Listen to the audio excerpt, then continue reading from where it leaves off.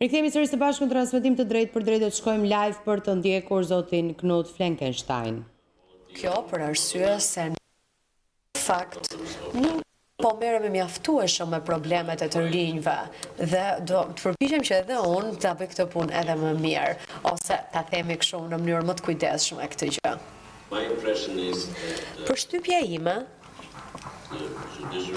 është që reforma në drejtësi është duke vazhduar pavarësisht se e dim që ka disa probleme. Disa probleme të cilat duhen zgjidhur sa më shpejt që të jetë e mundur.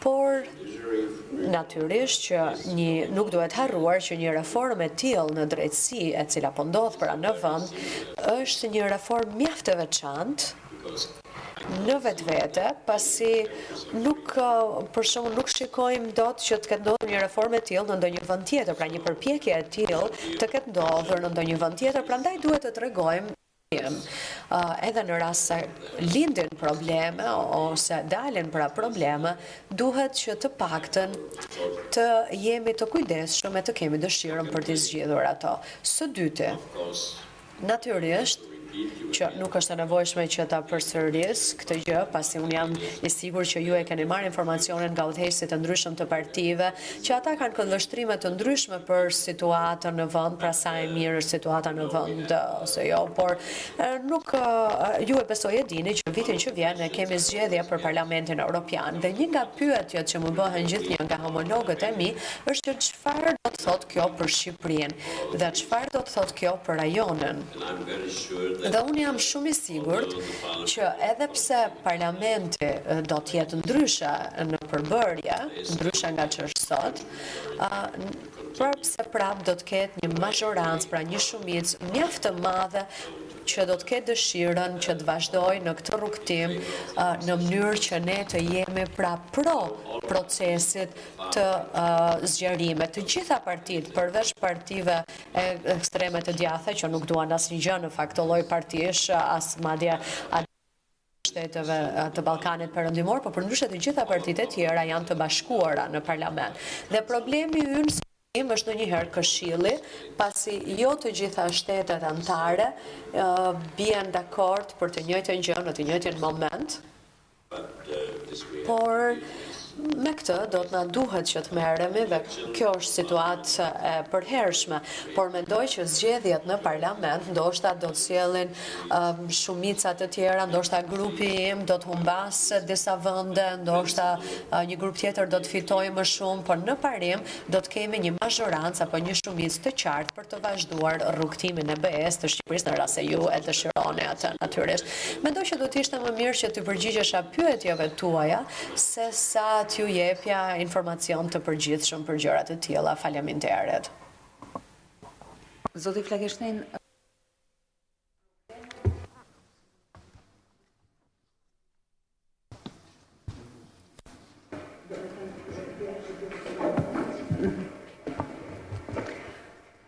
Elona Gjylmi, a dy CNN.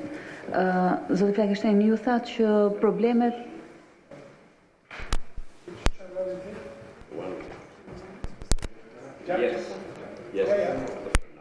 problemet nuk janë aq të mëdha, po si e shihni, a përbën problem për BE-n dhe ndoshta edhe për ju si njohësi mirë i Shqipërisë, konflikti midis Presidencës dhe Kryeministrisë dhe qeverisë që e ka bërë të pamundur emërimin e një ministri të brendshëm. Kemi pasur dhe reagime sot.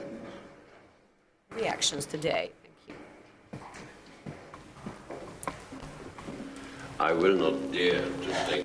Nuk do të guxoja që të merrja anë këtu, We all have a por të gjithë kemi një interes të përbashkët, pra Shqipëria në veçanti, por edhe BE-ja që në këtë moment ka kyç, ne kemi një ministri të brendshme e cila të jetë plotësisht funksionale. Dhe kur themi funksionale dhe që të punoj për atë ashtu siç duhet, duhet të jetë dhe ministri. Presidenti, me çka kam lexuar, nuk ishte i bindur plotësisht dhe sot për këtë gjë dhe sot dëgjova që qeveria do t'ja jap të njëjtin propozim sërish presidentit, nuk e di se çfarë arsyesh ka presidenti, ndaj nuk mund të them se mund të mendoj nëse është gjë e mirë apo jo. Unë i njoh pra të gjitha politikanë dhe e di që secili përpiqet që të bëjë më të mirën e mundshme në punën e vet. Por shpresoj natyrisht që do të ketë zgjidhje për qeverinë dhe për presidentin, për vendin, pra sa më shpejt që të jetë mundur. Mr. Fleckenstein, Vladimir Lame from Clan Plus. We have been following the preparations for the new progress report, or rather the annual report that the delegation will submit in Tirana, which will be the basis for the EU member states for June. And Ambassador Sorica stated that for the opening of negotiations, there are 5 conditions which have obviously been put in by the Council. The main one is actually to show a track dhe ndëshkime për korrupsion dhe krim të organizuar. Ndërkohë që ish ambasadorja Vllautin dhe ju keni deklaruar më parë se fillimi i vettingut dhe hapat e parë në procesin e reformës në drejtësi ishin të mjaftueshme për hapjen e negociatave, gjë që nuk rezultoi qershorin e kaluar, dhe a mendoni që do të rezultojë qershorin që vjen?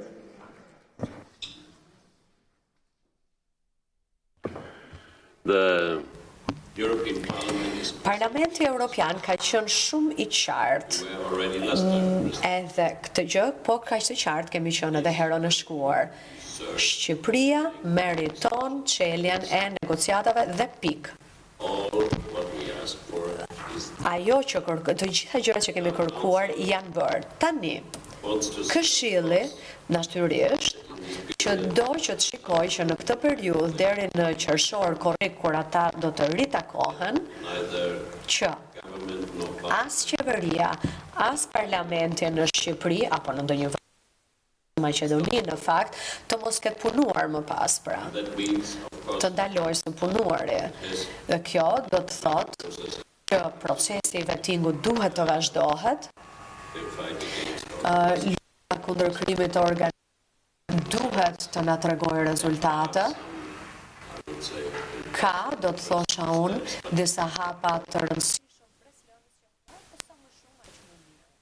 Kështu që jam shumë i sigurt që parlamenti nuk do ta ndryshojë mendimin e vet theme, pra atë mendim që ka, por që do të shtyjë dhe do të nxjisë sa më shumë që të jetë e mundur, por parlamenti është i qartë pra dhe Këshilli do duhet që të marrë një vendim të cilin duhet ta kishin marrë edhe më herët.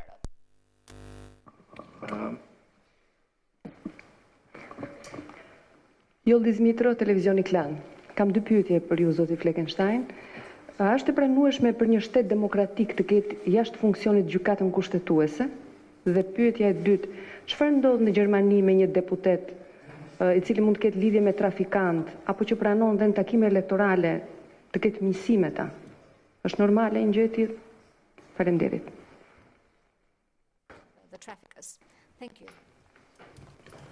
the first is, of course, Për sa i përket pyetjes së parë, we would not like this. më lejoni të them që neve nuk do të na pëlqente situata. Megjithatë, nëse ju e keni një problem të tillë aktualisht, mendoj që gjëja më e rëndësishme që duhet të bëhet është të zgjidhet kjo situatë dhe antarët e gjykatës kushtetuese të mund me vetimit dhe të zgjidhen dhe të kemi një gjykatë kushtetuese funksionale.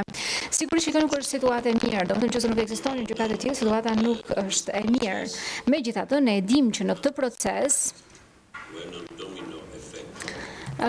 pra mund të ketë një efekt domino dhe ndoshta nuk funksionon që të gjitha masat mund të merren në të njëjtën kohë.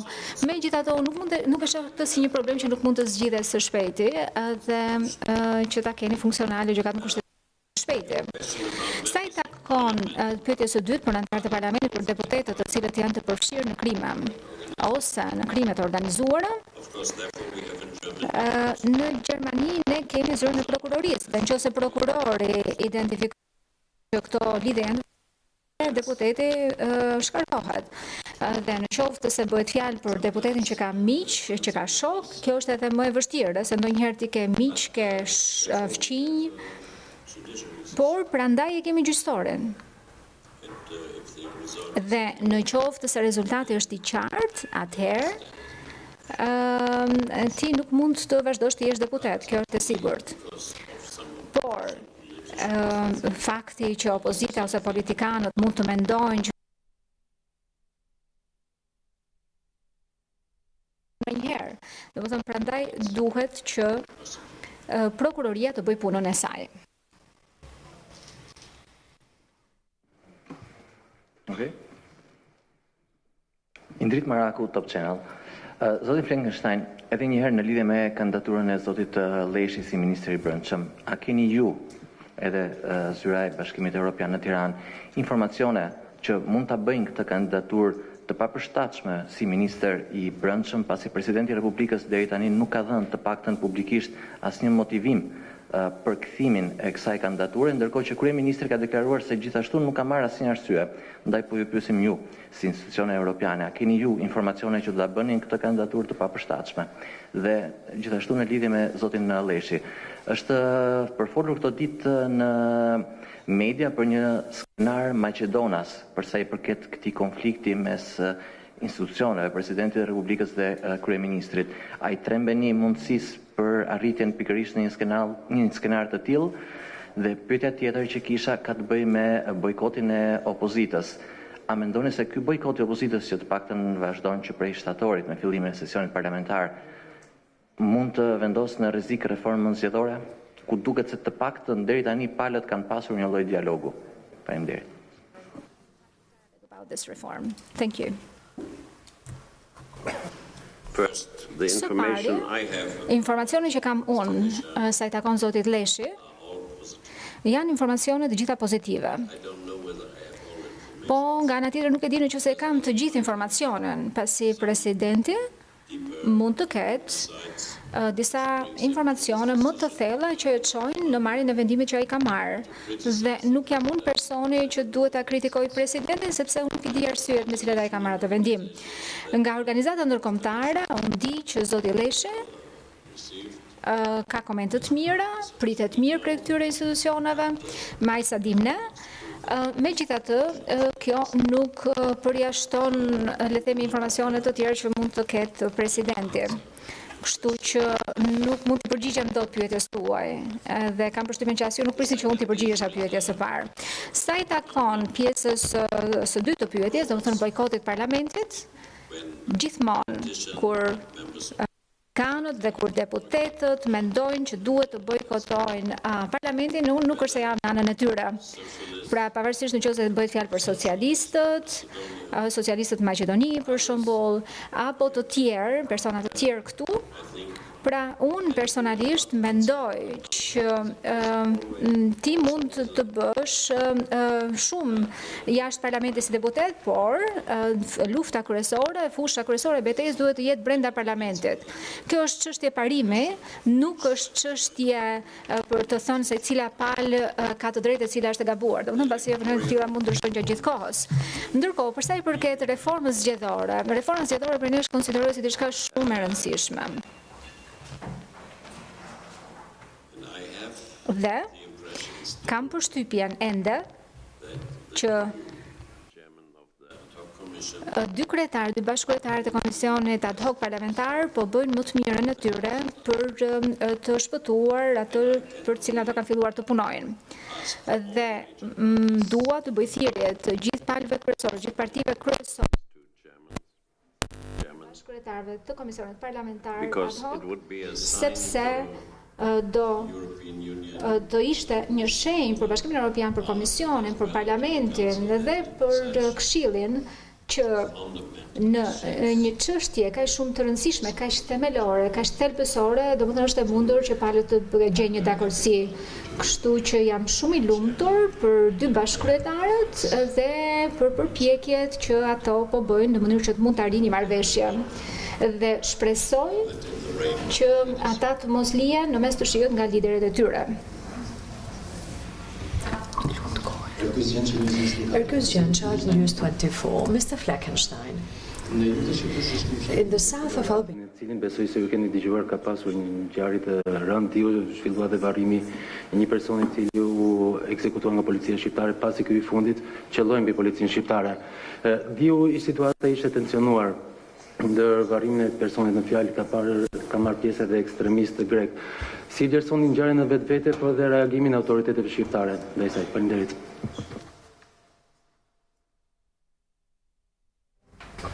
Yes, I have heard about. Po, kam dëgjuar për këtë gjë.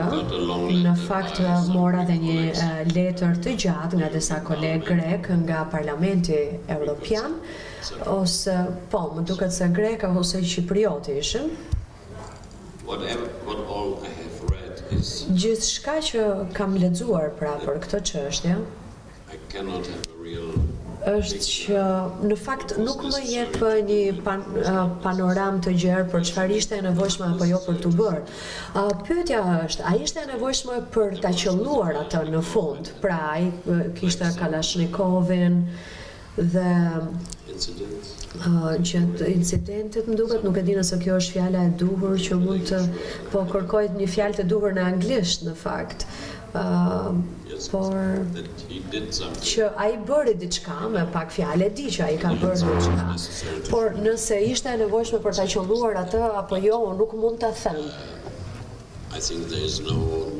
Por nuk mendoj se ka nevojë që të kemi nacionalist grek që të keq përdoren këtë situatë të trisht. Por, në rast se do të kisha unë përgjegjësi politike për këtë gjë, unë nuk do të shihja fare të nevojshme që ose që të lejoheshin për shembull autoritetet greke apo ambasadori grek që të shikonte se çfarë po ndodhte dhe se cilat janë vendimet që kanë marrë autoritetet për kacë në vend. Pra, unë mendoj që nga njëra anë, nuk duhet lejojmë nacionalistët që të keq përdorin këtë situatë të trisht dhe duhet jemi të hapur nga ana tjetër në rast se nuk kemi asgjë për të fshehur për ta zgjidhur problemin ndërmjet të dy vendeve dhe të dy popujve.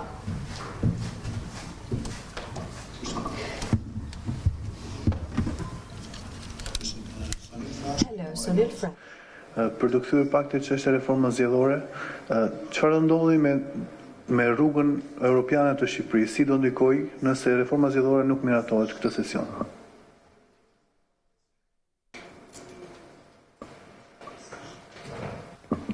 Which reform now? Sorry. Cila reform? Electoral reform.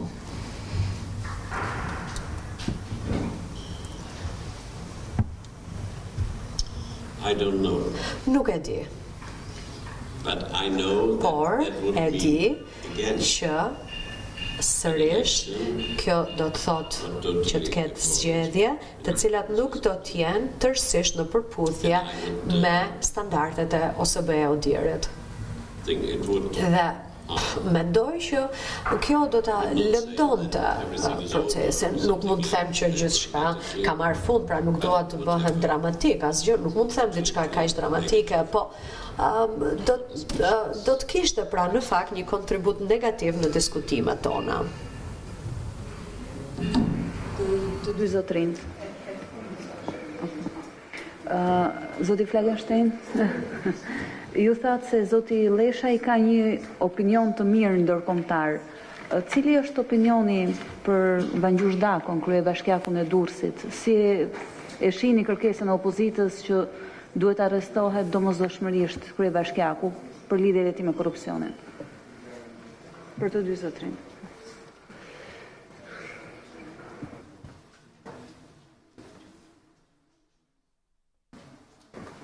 You know more than me. Ju e dini gjërat edhe më mirë se unë se jeni këtu, po kam dëgjuar për këto akuza që bëhen për kryebashkiakun e Durrësit, disa besojnë që ai është disa besojnë që është shumë i keq sa i përket lidhjeve të veta, e disa të tjerë jo, po unë besoj që unë nesër do të shkoj në shtëpi në Gjermani dhe unë nuk jam gjyqtar në fund të fundit.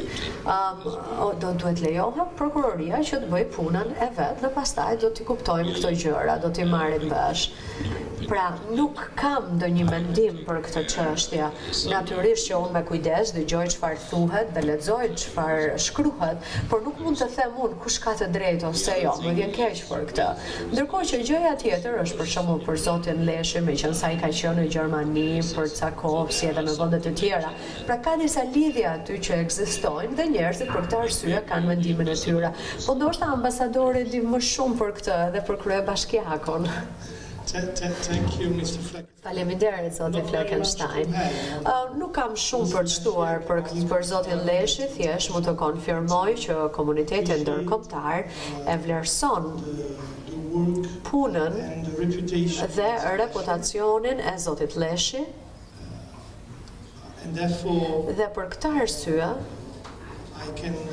unë mund të konfirmoj atë që sapo tha zoti Fleckenstein, pra që zoti Lleshi është një zyrtar i lartë, mjaft i njohur, i cili është trajnuar edhe nga komuniteti dhe në komunitetin ndërkombëtar dhe për këtë arsye ai e gëzon një reputacion shumë të mirë.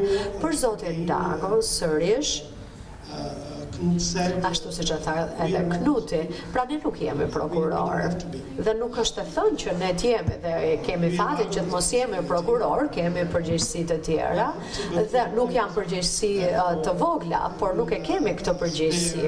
Dhe për këtë arsye do t'ju kursej dhe juve të gjithëve kohë. Por natyrisht që ne kemi besim që zyra e prokurorisë në rast se kjo çështje do të bëhet një çështje që t'i kalojë këtij institucioni, do të bëj punën që do të duhet të bëjnë. Faleminderit. Duke falenderuar zotin Fleckenstein dhe ambasadorin Soreka për ndërhyrjet e tyre. Ndoshta disa përfundime të fundit. May I ask you something? As she is still here, I had a really impressive meeting with a lot of young people this morning. And I would like to change my attitude here a bit and my work a bit. For example, when I'm coming next time, we will have together, I think, a discussion with Minister of Education and so on. I think you could do your country also a good favor. Edhe ju mund t'i bëni favor vendit tuaj nëse do t'i hedhni vështrimin, nëse do t'i hedhni sy tek të rinjt dhe nëse do i jepni atyre mundësinë që të shprehen dhe t'i dëgjone, sepse në fakt shikojmë jo vetëm në Shqipëri, por edhe në Gjermani apo gjet, pra në vende të tjera ku politikanët trajtojnë shumë gjëra, por ndonjëherë nuk trajtohen aq sa duhet gjëra të tjera të rëndësishme.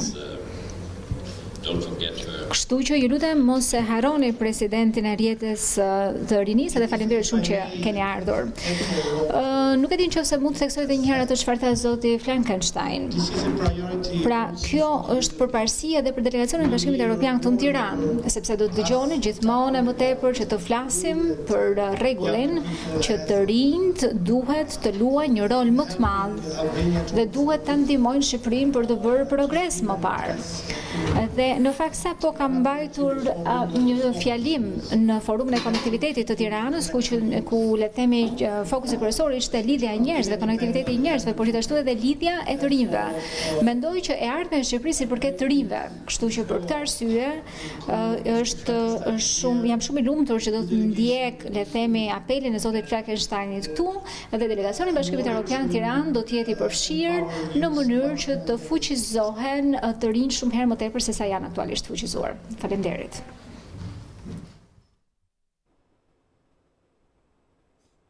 Ndoshim këtë konferencë për shtyp të raportuesit për Shqipërinë në Parlamentin Evropian në Kunut Fleckenstein, zoti Luigi Soreka ishte gjithashtu së bashku me të shumë ishin pyetjet për shumë çështje që ju adresuan zotit Fleckenstein dhe jo vetëm. Ai ndërkohë përmendi se reforma në drejtësi ka disa probleme të cilat duhet të zgjidhen sa më shpejt, tha ai.